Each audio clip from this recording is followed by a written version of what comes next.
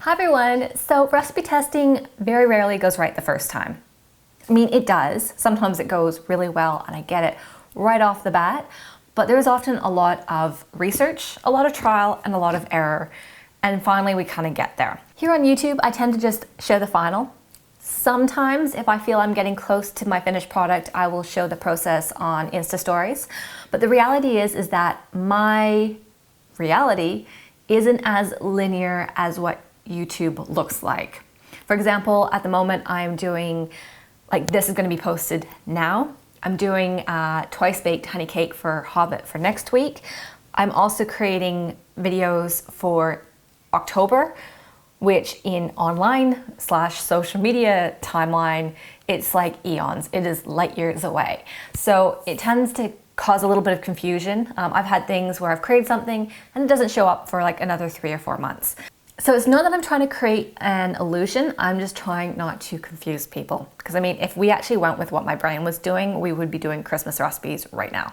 It's just like, and there's nothing I can do about that. All I can do is kind of manage it in my own life, but then what I try to show you, I try to package it up so it's just a little bit neater than what is actually going on in here at the moment. Now at the moment, I am working my way through Redwall, not the whole series, I will get there, but I'm just gonna start with the first book because as I said in my last video, there is a lot of food in here. Now, to be honest, I'm actually probably not gonna get these recipes out until next year. I might get a few up on the blog beforehand, but you probably won't see it here on YouTube until sometime next year. That's just like the time frame that I'm working at. And that's okay for me, but I thought I would kind of show you guys where my head is at, how I'm coming up with some ideas, how I'm breaking down the food recipe ideas. And then also for those of you who have been reading Redwall far longer than I have, I would also love your ideas because I've got a few of them that I'm working on. I've kind of hit a little bit of a brick wall with a few of them. They're like almost there, but not quite. So first step is setting your scene. Now, Redwall is fantasy.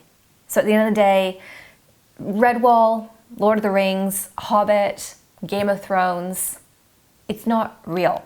So all you can kind of do is kind of take some time frames that you think can inspire and use that as a little bit of guidance. At Redwall is very much, you know, it's a time of abbeys and castles, of communal gardens, of foraging, in this case in mossflower woods, and they would have had food and drink preserved in their cellars. So you're kind of trying to keep that mindset. So with that in mind, I will probably be looking at medieval or Renaissance time periods, but I will also be looking at English cooking because it was written in the UK, the book series, but also castles and, you know, you're thinking England, Scotland, Wales, that sort of thing. All right, so let's start with one of the recipes. I haven't yet tested out, but I'm just gonna start breaking down how I would look at the food description and then figure out what it's actually what I'm gonna even try making it with. Okay, so we're gonna pop it right here. Marinated cabbage stalks steeped in creamed white turnip with nutmeg. That is the description. So from there, we are going to break these words apart and start looking at each thing. That's where I always start. I just figure out, what does it even mean? First, I actually didn't even know you could eat cabbage stalks. Why, for some reason, did I think that they could make you sick? Apparently, I've just been told the wrong thing this whole time. I jumped online, had a look. You can treat cabbage stalks like a crunchy, radish-like vegetable. So tick for that one. So the next part is the turnip, which I'll be honest, I love most vegetables. I will eat Brussels sprouts. You give me a turnip and most of the time it is the most bitter, weirdest vegetable ever. Fortunately, I was doing a little Google search and I came across someone's science experiment where they actually were testing different ways on how to make a turnip more edible, more tasty. So from my notes, I'm adding, you need to boil it in salt water. You need to peel it until you have only the pure white flesh of the turnip showing, because apparently there is some of the yellow that can show, and then that's where the bitterness comes as well. Potatoes, always add potatoes. And finally, using cream. Okay, so let me think, what are we looking at? Okay, marinated, steeped, and nutmeg are your other things that we're looking at. Now, you don't want to like overcomplicate this with too many flavors. Otherwise, the more complex it gets, the more you can really mess it up. So I am going to look at the fact that we have to steep the cabbage stalks in the creamed white turnip. So to steep means to soak in water or other liquid so as to extract its flavor or to soften it. So just keeping that in mind, this is not a dish that we're going to be separating, which is sometimes what you can do. You might go, right, well, this is a really nice flavor here, a nice flavor here. It can complement, but you weren't supposed to mush it together. In this case, you're actually steeping one inside the other. And the other thing is we're going to marinate the cabbage stalks. Now, some of you guys ask where these things come from. One of my big, massive books that I rely on is not actually a recipe book. I'm not sure if I've mentioned this before, but if I have, just ignore that. I use the Flavor Bible, the Essential Guide to Culinary Creativity, based on the wisdom of America's most imaginative chefs. It is like the only book I really keep here in the kitchen, because whether I'm making, just cooking up steak for dinner one night or whatever, and just wanting to try different flavors, this is like the best way of cooking. You're taking flavors that are supposed to complement each other, but then it pushes you to try. Like, you have to taste test, you have to mix up something and then add a little bit more of one thing, and in that, that's how you learn. It's not relying on recipes to guide you. You're actually, I guess that's how I cook. I am guided by taste more than anything, rather than measurements. Measurements come, I have to keep notes as I'm going, but that is where it comes about.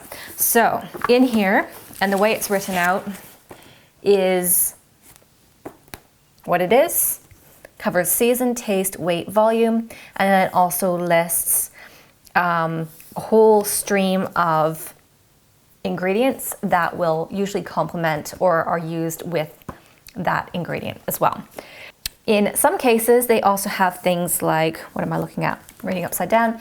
Lemongrass plus chives plus mint. So flavor combinations that chefs have used themselves and found to work. So for cabbages,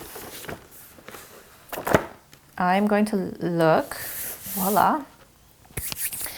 And some of them are bolded, some of them are bold and in caps. So I guess it's just like a hierarchy of which ones are more likely to work, or so on. Apples and apple cider, bacon, unsalted butter, caraway seeds, carrots, cream, garlic, ginger. Like, it's almost the whole page is just, well, this one actually is all about cabbage. But what else do we have? Onions, vinegar, you know, you've got everything from limes to mushrooms to mustard, olives, pork, potatoes, yada, yada, yada. I am going to take, you've got apple cider and you've got vinegar, so we'll do that. We'll try caraway seeds. Because it's savory, I always love adding garlic. We'll do the onions, and of course we're gonna add cream to the mix later anyways, so that'll work with that. Now, as much as this is what I'm guessing, this also might be a complete flop. But anyways, that is where my head is at. Now, with all those flavor combinations going on as well, we finally come to the nutmeg at the very end. I think I'm just gonna use it as a garnish on top. Now, I don't usually like adding garnishes for the sake of adding a garnish, because if it doesn't complement, you've kind of like wasted your dish, if that kind of makes sense. But in saying that, it's mentioned there. So how would I describe nutmeg? It's one of those flavors that you use like this much in the recipe, whether you're doing baking or whatever. It can be very strong and very overpowering quite quickly if you use too much. So I'm just gonna gently put it on and just using it to finish off the dish.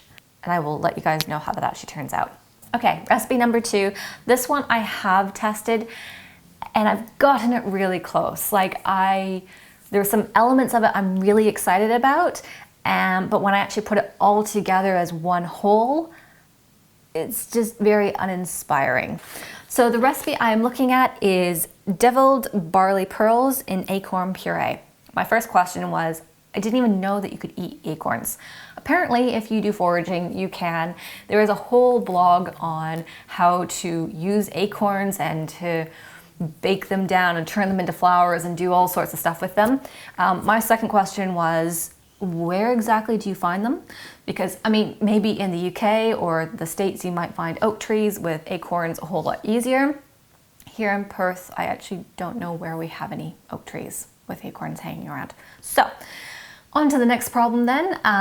What would be the stand-in for acorns? I decided on chestnuts. They are described as slightly mealy. I'm not actually sure how to describe mealy. It's like the texture. It's like the mouthfeel. It's gacha. Like, okay, imagine if you take almond meal ground down and then you kind of put that in your mouth and there's just like that. It's not smooth, it's not crunchy, it's just kind of, I'm not very good at describing, am I? Anyways, moving on from that then. So again, we are breaking this whole thing down. So you've got deviled barley pearls in acorn puree. Again, it is in a dish, so it's all gonna have to combine together. So anything that is deviled, it's actually a culinary term that came from about the 1700s. So it basically just means that something was cooked with hot seasoning. Usually it was mustard or cayenne pepper. So at least we know what's going on with that. So now that I knew what deviled meant, I kind of went hunting through some old cookbooks, ones that were recipes from the 17 and 1800s. And what I ended up doing was kind of picking and choosing a few and taking elements, and then I kind of mushed them together, and the end result is, it's kind of like Worcestershire sauce, but so much better. Like, I wanted to drink the stuff, it was so good. My cats really loved it as well. Not the sauce so much, just the ingredients I was using. I think I actually put that part up on Instagram because I was using anchovies, and the only reason why I'm telling you this is because my girls are very well behaved. They have a little box, they know where they're allowed to sit on the counter, and they wait to be given their treats. They don't normally barge across and grab what they feel like. In this case, they did. It was the anchovies in the butter, and they just went poof. Fortunately, I had already made my recipe, so it was just when I happened to turn my back. Apparently, they just weren't being very polite that day. So, really happy with that liquid sauce. I set that aside because the next part was the pearl barley.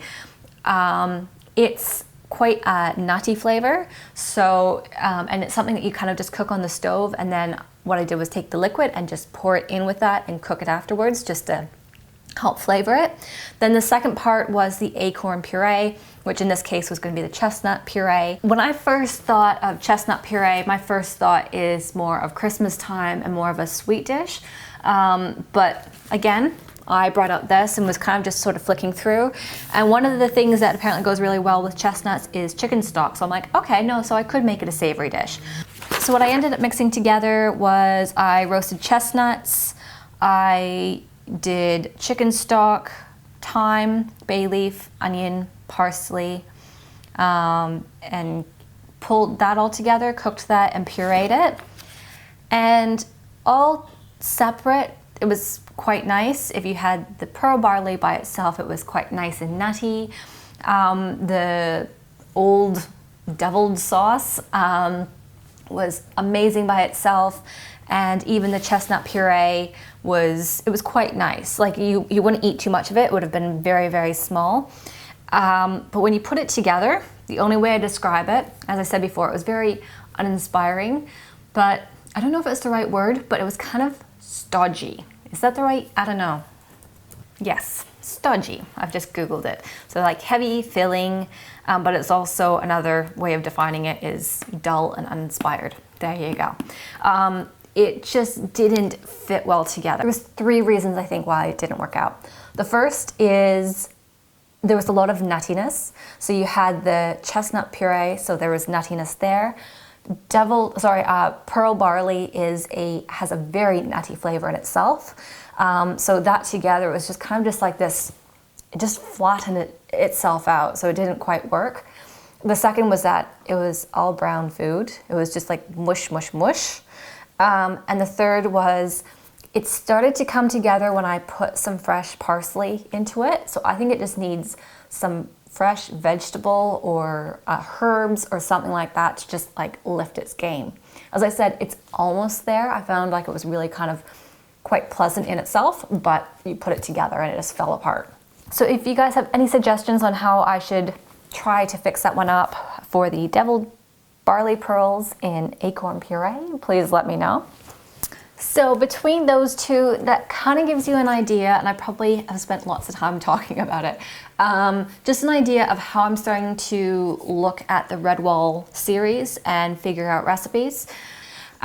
There's some really good food, as I said in the past video, in this. There's going to be nut bread and oat cakes, hazelnut cream junkets, which I had to Google. I didn't even know what a cream junket was. So it's an English dessert. It's not often seen anymore. It is a custard made with milk, sugar, and other flavorings, which would be the hazelnuts, where the milk is coagulated with rennet, which gives it a soft, creamy, pudding-like texture. It is served chilled and can be used in various ways. So I've added that one to my list. You know, there's cornflowers, vegetable soup. I was going to make the fresh trout salad with mustard and cress. So, you know, the other thing I really want to try is the drinks that are in Redwall's cellar. So nut brown ale, barley wine, peach and elderberry brandy, white gooseberry wine, elderberry wine, mulberry brandy, black currant port, white grape sherry. They've got stouts, ciders, just like everything. I will be honest though, I have a very healthy respect for people who can actually make these things. I have done my fair share of dabbling with making my own beers and ciders, and it's a fine art. I have still not quite gotten it.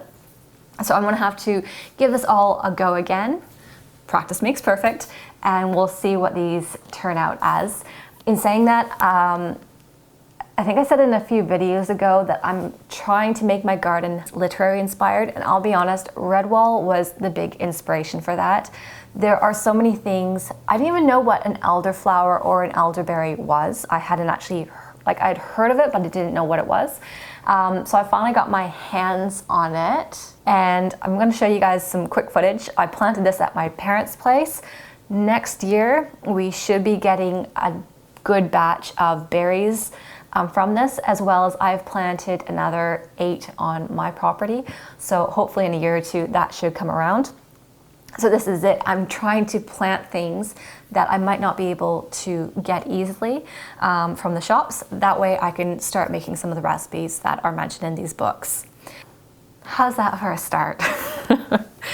Anyways, I hope you guys enjoyed kind of, I don't know, taking a tour through my brain. It's chaotic, but I do feel when I talk it through, there is a logic to it. It's not a creative spark. It's just taking something and then breaking it down some more, and then doing some research. And then from there, it's just trial and error. And then finally you come up with an end product. As I said, it takes a lot of time, but it's fun. I mean, you get to deep dive into history, you get to come up with different ideas sometimes and different flavors. And I realize I'm babbling, so I'm gonna let you guys go, and I will see you guys in the next video.